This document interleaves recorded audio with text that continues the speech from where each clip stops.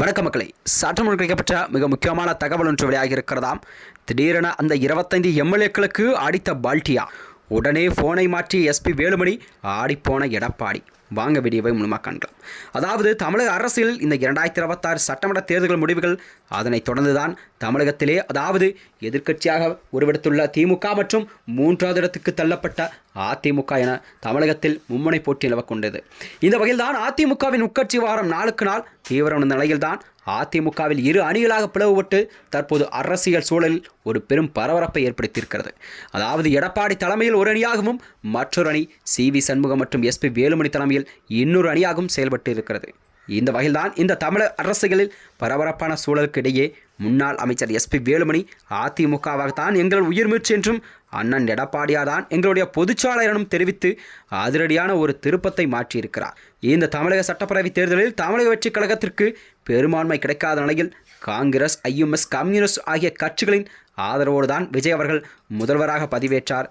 இந்த சூழல்தான் தாவேக அரசுக்கு ஆதரவாக வாக்களிக்க கூடாது என எடப்பாடி பழனிசாமி தலைமை அறிவித்ததாகவும் மீறிய CV சண்முகம் மற்றும் SP வேலுமணி தலைமையிலான அணியினர் அந்த 25 எம்எல்ஏக்களும் தாவேகாவிற்கு ஆதரவாக தங்கள் வாக்கெடுப்பை அளித்திருக்கிறார்கள்.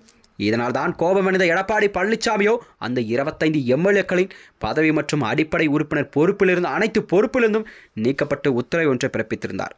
இந்த ஆதரவின் காரணமாகத்தான் தாவேக அமைச்சரவையில் கண்டிப்பாக அந்த 25 எம்எல்ஏக்களுக்கு அதிமுகவில் இந்த அணி கண்டிப்பாக 5 இடங்கள் வரை இறையலாம் என்ற பலத்த வதந்திகள்லாம் பரவியிருந்தது. அதாவது அமைச்சர் பதவி கிடைக்கும் என்ற ஒரு ஆலோசனையில் தான் அவர்களெல்லாம் தாவேக பக்கம் தங்களுடைய ஆதரவை அளித்த நிலையில்தான் இப்பொழுது அமைச்சரவை இடையில் கூட அவர்கள் பெயரும் இடம்பெறவில்லை என்ற செய்திதான் அரசியலே ஒரு பரபரப்பை கிளப்பியிருக்கிறது.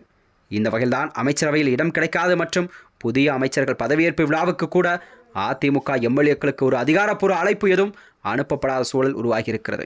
வேலுமணி மற்றும் CV சண்முகம் தரப்பினிடையே இந்த ஒரு ஏமாற்றத்தை ஏற்படுத்திய ஊடகங்கள் செய்திகள் வெளியாகிறதாம்.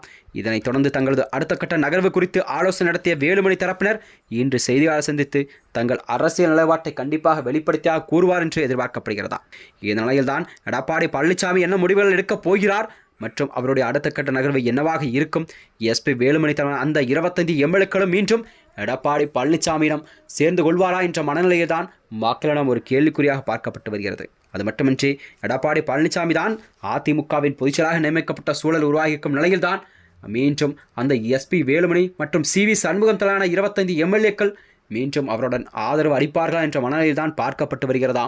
மேலும் இதனைத் தொடர்ந்தான் வருகின்ற அதாவது எடப்பாடி பழனிசாமி தலைமையில் அதிமுக 2ஆக இருக்கும் நிலையில் மீண்டும் அதை ஒன்று சேர்க்கும் விதமாகத்தான் எடப்பாடி பொதுக்குழுவை கூட்டி முடிவுகள் எல்லாம் எடுப்பாரா என்ற மனநிலை தான் பார்க்கப்பட்டு வருகிறதா.